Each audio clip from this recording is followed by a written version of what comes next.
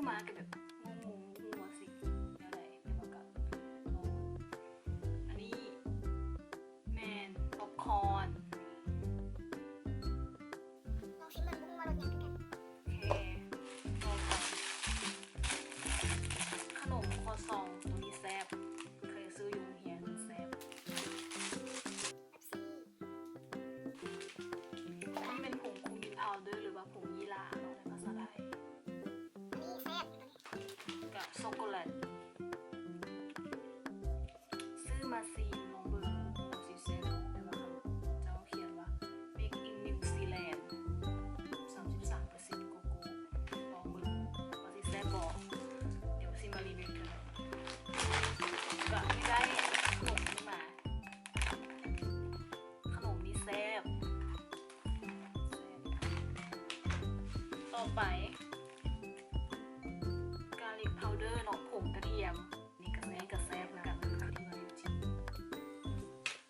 ต่อไป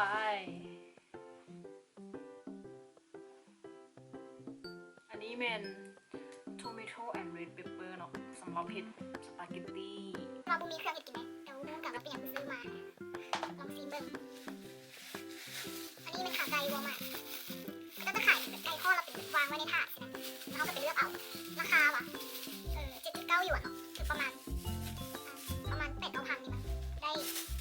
5ค่ะต่อไปขนมตัวนี้แมนรสมะนาวมันเป็นแลนเฟลเป็นเลรสมะนาว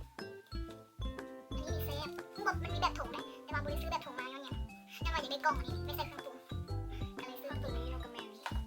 พยายามแบรนด์เป็นทูน่าจากอินซันฟลาวเวอร์ออยล์ไปกินกับคอนจีแพนสุดท้ายนม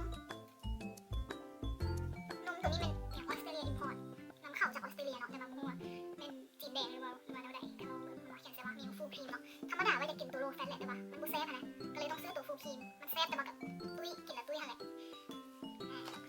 สำหรับสิ่งของที่ซื้อทั้งหมดนี้เนาะกันราคาอยู่ประมาณ120.8อยู่80เหมา120.80เป็นเหมาเนาะแต่ว่าราคาเป็น120อยู่.80เหมาโอเคสำหรับมื้อนี้กะไปก่อนเนาะกับบ่ได้มีอย่างหลายกับลองเบิ่งมาแนะนำรีวิวเบิ่งค่ะ